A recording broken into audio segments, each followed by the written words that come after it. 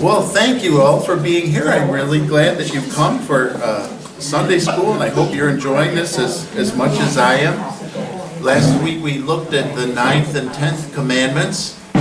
Today we're looking at the close of the commandments. I didn't write them on the board because it was too long for me to write. But the actual close itself is in your book on page 77, down at the bottom, where it's sentence 320. Do you see that? Let's read it together, shall we? For I, the Lord your God, am a jealous God, visiting the iniquity of the fathers on the children, to the third and the fourth generation of those who hate me, but showing steadfast love to thousands of those who love me and keep my commandments. And then this is in Luther's small catechism. He writes, what does this mean? God threatens to punish all who break these commandments. Therefore we should fear his wrath and not do anything against them. But he promises grace and every blessing to all who keep these commandments.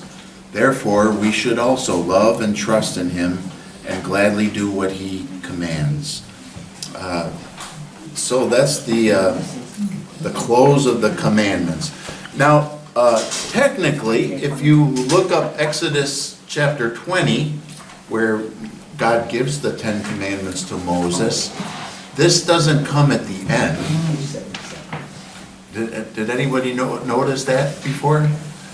This comes after the first commandment.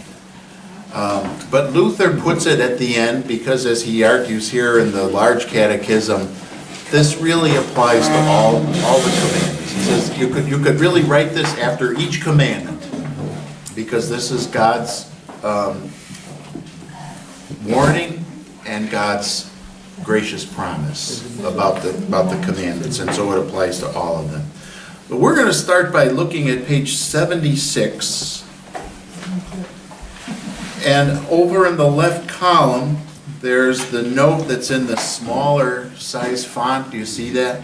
And I think I've mentioned before, that's not actually part of the large catechism. That's an editor's note.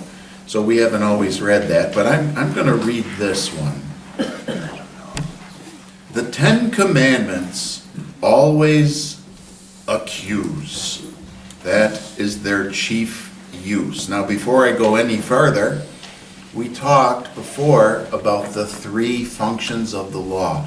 If you know and understand the 3 functions of the law, you're in the top 20% of Christians, because you can read the Bible and go to Sunday school and hear sermons and you understand what to do with this stuff. Other people really, it's amazing how confused and mixed up they can get, because they don't realize how the law is used in different ways and the appropriate ways to use it.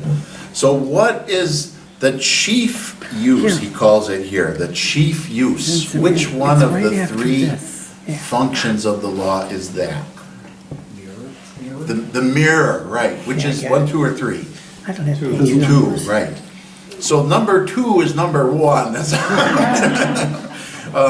the second use, the theological use, is the most important. And so the editor says right here that this is their chief use. And we saw that last week from Luther at the end of the 9th and 10th commandments. Luther didn't seem to say much about it before that, but then at the end of 9 and 10, then he makes it clear. That's what they're for. So remember that one. The 10 commandments always accuse. We even have a fancy Latin phrase for that. Anything, if it's important, we put it in Latin. Lex semper accusat. The law always accuses. What does he mean by that it always accuses? None of us can keep the law, so it shows us we're all sinful. Yes. All the laws always at some point are going to be pointing the finger at us because we've failed to do them. We're always going to be in trouble. We're always in trouble, yeah. Which is a good thing for us as Christians, because tells us we need grace. Right. Because where do we go when we're in trouble? Where do we flee? To what refuge do we turn? The cross. The promise of the gospel in the cross of Christ. That's right. So the more you realize how much trouble you're in, the more you're going to cling tightly to the promise of Christ. That's why the pastor, I got the hardest job. I really do. Because I have to keep telling you that you're doing it wrong. But who wants to go someplace and be a part of something where somebody's always telling that they're messing up? Isn't that an awful thing? But the reason is so that the more clearly we see our failure, the more tightly we hold to the promise that God forgives us in Jesus Christ. The person that doesn't think that he's done anything wrong, how much does he trust in the promise of Christ? No. He doesn't know. He doesn't feel like he needs to. So the thing is, we all need to, but we need that mirror to show us more clearly how much we need. So that's the most important use of the law. Very critical. Let's keep reading there.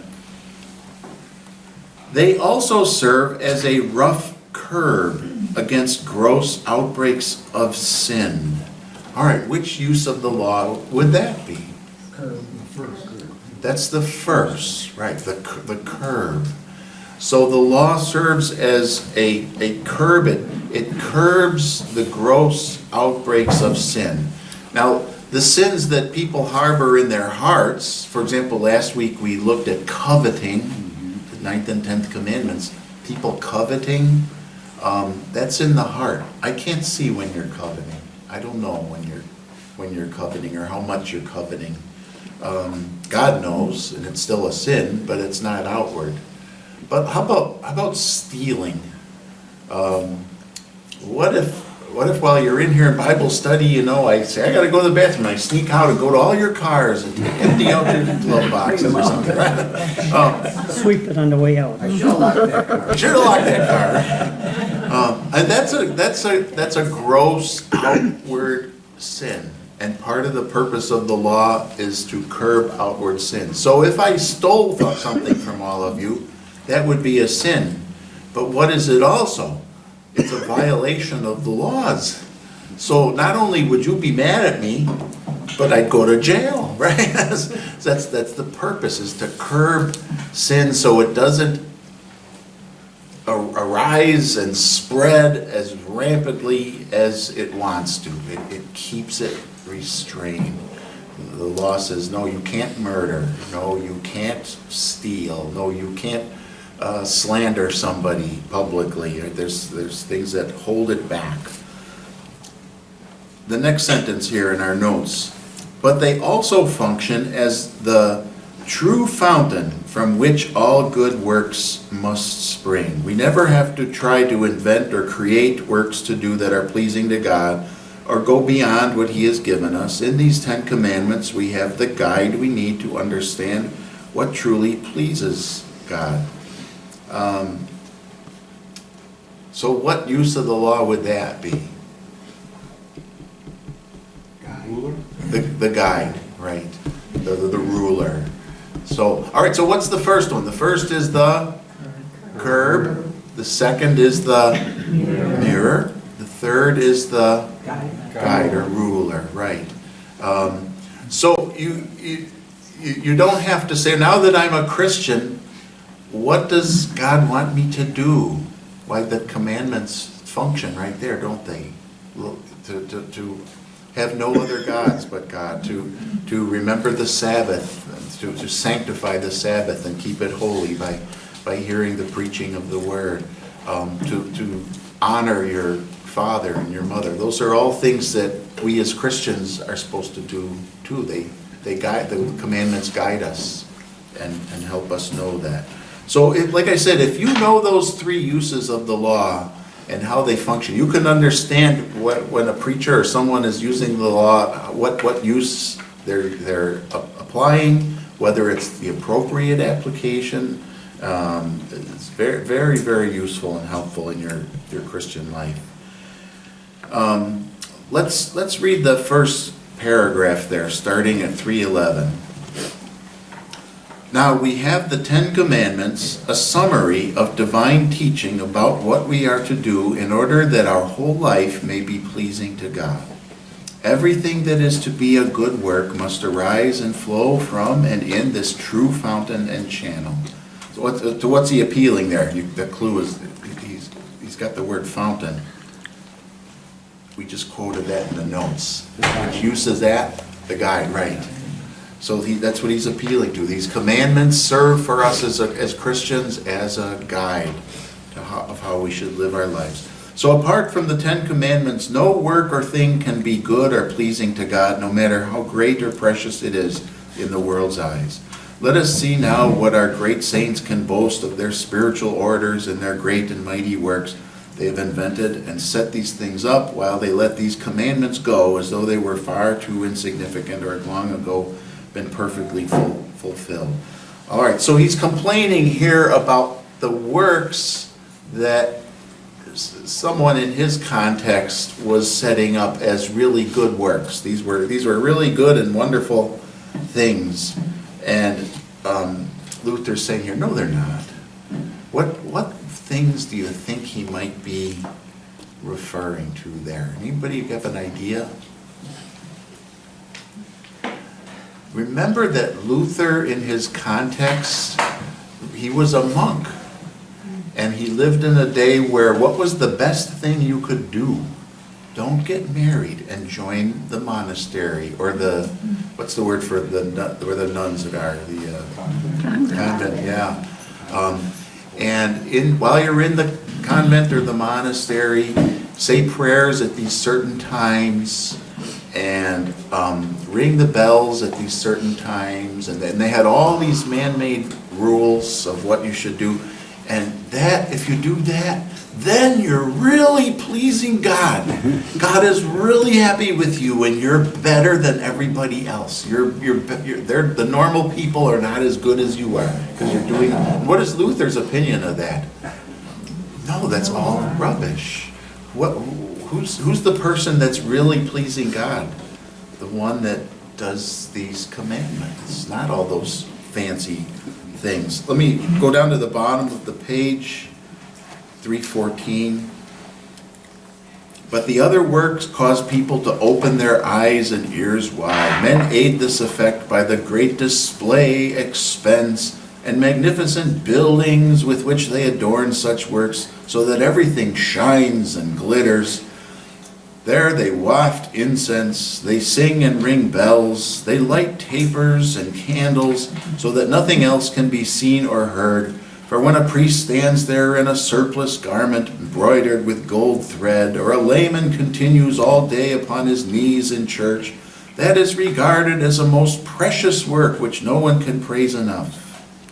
But when a poor girl tends a little child and faithfully does what she is told, that's considered nothing. For what else should monks and nuns seek in their cloisters? You see the argument he's making there? You see? The things that you do in your regular day-to-day life where you're following the commandments and honoring God and honoring your authorities and loving others, keeping these commandments. These are the things that God regards. I just was thinking, now I'm going off on a little tangent. Is that okay?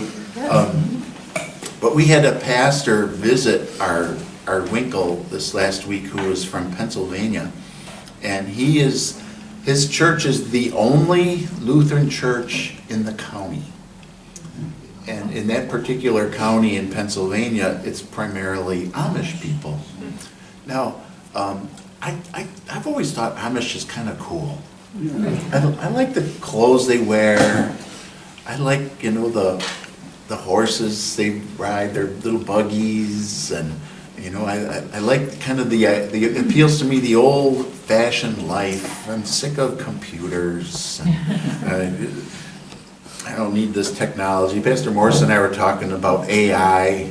He and I both, we have a very low opinion of AI. I don't want to knock it. If you need it or it helps you, good, but... No indoor plumbing. Oh, yeah, no, that's right. No electricity, yeah. No electricity. It's kind of cool.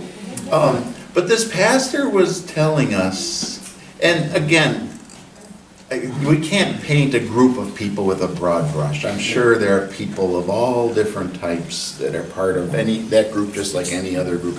So I don't want to paint with a broad brush. But he was sharing that from his perspective, the Bible really wasn't all that important. Supposedly they do all those things out of their devotion to the Bible. And he says, no, they don't have a phone, but they'll come over and use your phone if they need to make a call. Yeah, they'll ask you to drive. Yeah. Yeah. And I think Kelly was telling me a story one time. I don't know if it was someone in her boyfriend's family who owns a farm. Yeah. And the Amish were shooting at a deer, and they shot up his silo, and water got into the silo, and mold grew in the corn there. They destroyed that whole silo full of grain. Yeah.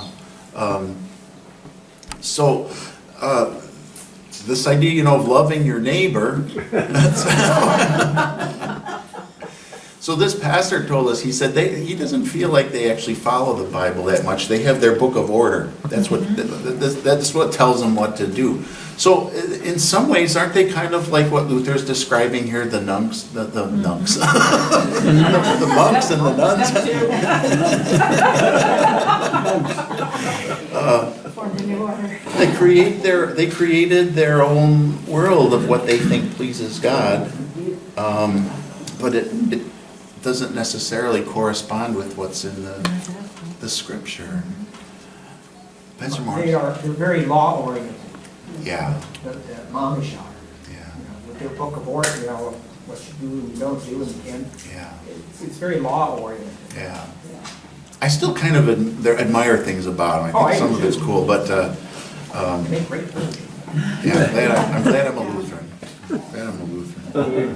I sat next to a Mennonite lady on the flight to Guatemala, and I said, I always thought Amish and Mennonite were kind of changed. She goes, oh no, we're nothing like them. So she was, to me, they dress kind of similar, but she made sure she made a distinction between the two. It's interesting. I grew up in Addison, which is DuPage County. I don't know if this is still true, but at one time, DuPage County was the 17th wealthiest and most populous county in the country. It's a pretty big. But there's only one Mennonite church in all of DuPage County. And my first parish when I got out of seminary was in Cottonwood County in rural Minnesota. So in little rural Cottonwood County, I think there were 10 Mennonite churches. So I set about trying to figure out what's the difference. Why do they need 10 churches? What's the difference between this one and this one and this one? And we had a woman that came to our Lutheran church, and she was Mennonite, but she had a falling out with somebody, and she didn't go to their church. She came to our church. And so I'm visiting her at home, and we're talking about this, and I said, the two I can't understand are such and such and such and such. They seem to be exactly the same to me. And she said, oh no, in that church, when you get baptized, they dunk you backwards. In that church, when you get baptized, they dunk you forward. I can see that. So the last thing I want to do here is run down other Christians. That's not my intent. But the idea of having all these rules. That the pastor from Pennsylvania, he said, there's Mennonites there. They have pride flags in their churches. And there's other Mennonites that are as conservative and solid as you could possibly imagine. They run the whole gamut. Just like Lutherans. Just like Lutherans, isn't that something? Yeah. So the 10 Commandments are a good rule and guide for us in how to be good Christians. You don't have to, when you read a commandment, you don't have to wonder, does God want me to do this or not? No, yes, He wants you to do that. Go to page 78.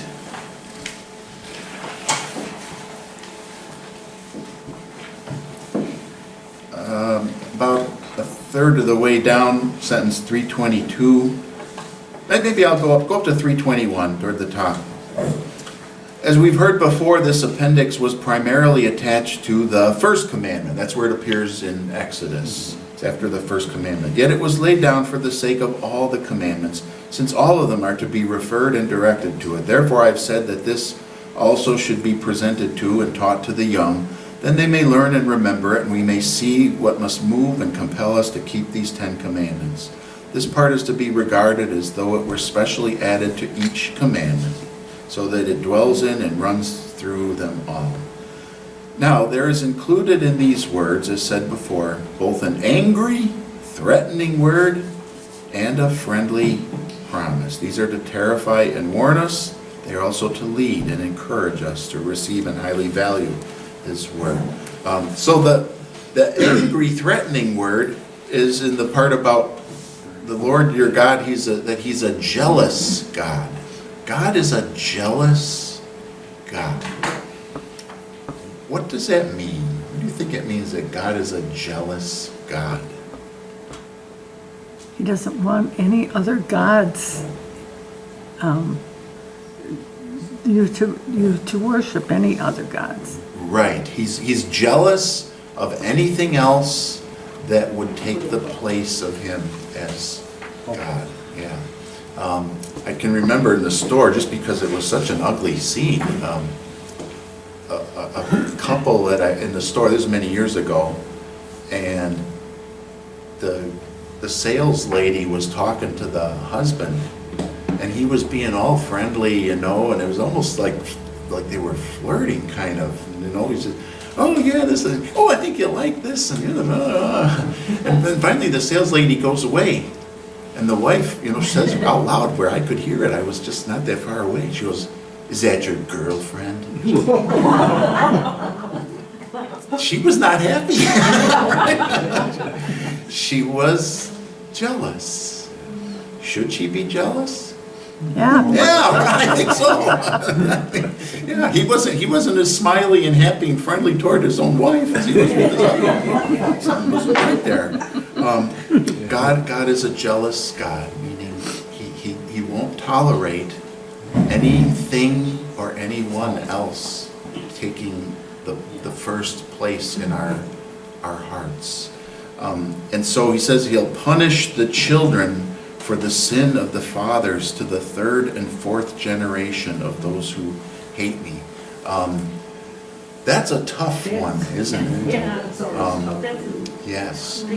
That the punishment for sin is so extensive that it carries through in successive generations. Well, you can see throughout the Bible now the punishments they put on the people. Yes. If you read them all. Right. You think of like the Amalekites. The Amalekites resisted the Israelites when they were coming into the Promised Land. And remember God said, He said, I will be against the Amalekites to all generations. And so generations later, some of the kings of Israel, God says to them, go wipe out the Amalekites. In other words, that sin is so great, it carries on to the next generations. Now, it presents a moral problem for us because it doesn't seem fair that the child should suffer for the sins of the father. But God makes the point in Ezekiel, we won't take the time to look it up, but God does not punish any innocent people. There are no innocent people. So everybody is guilty. But what He's trying to call attention to here is how sin and the effects of sin have a broad, extensive effect. They extend beyond just the sinner. They hurt others. So you can think of some obvious examples, right? How about like a parent who's a drug addict or something, and then the kids suffer for that. There's obvious examples. There's probably a lot of less obvious examples. I won't say too much about this, but a pastor I used to work with that I really respected, he's out in western Illinois, but he used to do a lot of pastoral counseling, and he would find that sometimes you would have a person that had a terrible struggle with a certain kind of sin, and as you talked to them and talked about their family background, it was not uncommon to discover someone back in the generations had that same struggle. And it's almost like it got passed down from one to the next to the next. And so a lot of what he did was asking God to like forgive that sin and break the curse of it that was affecting the one today.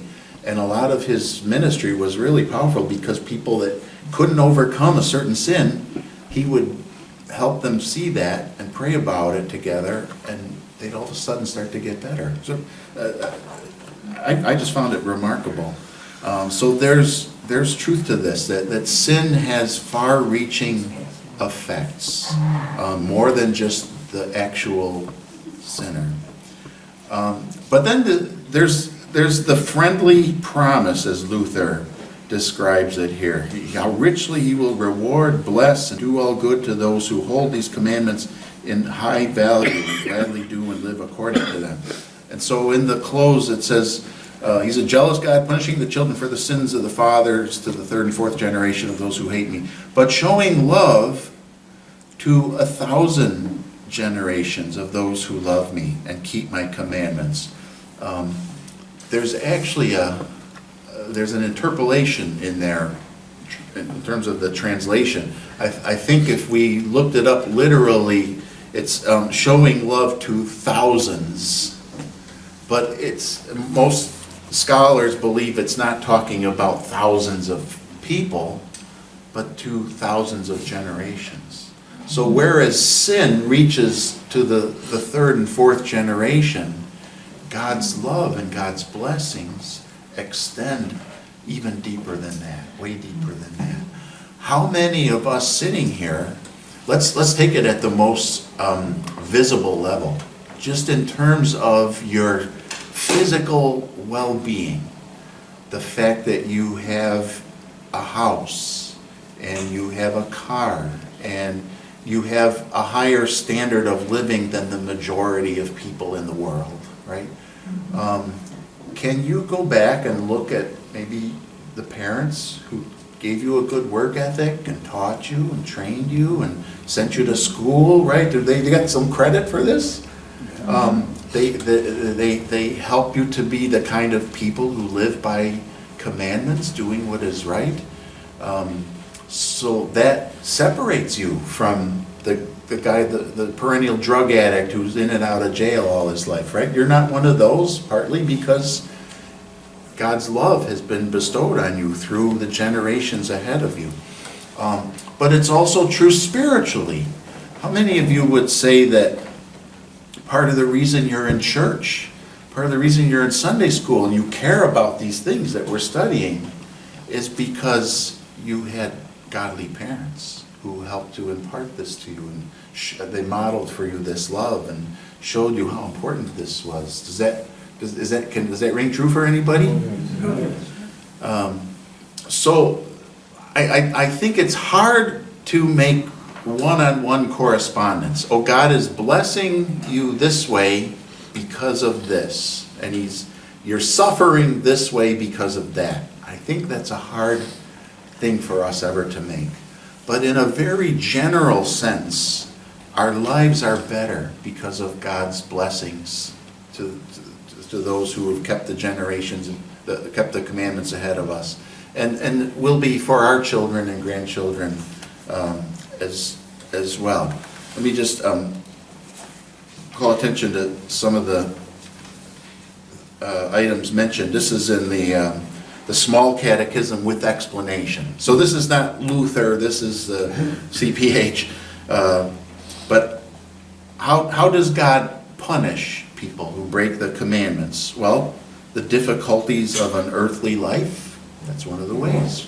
So like when Adam and Eve sinned in the Garden of Eden, remember what their punishment was for Adam? By the sweat of your brow you will bring forth bread. You know, the thorns and thistles will it produce for you. In other words, your life's gonna stink sometimes because of this sin. So does God make others people, their life stinks because of sin in their background? I think so.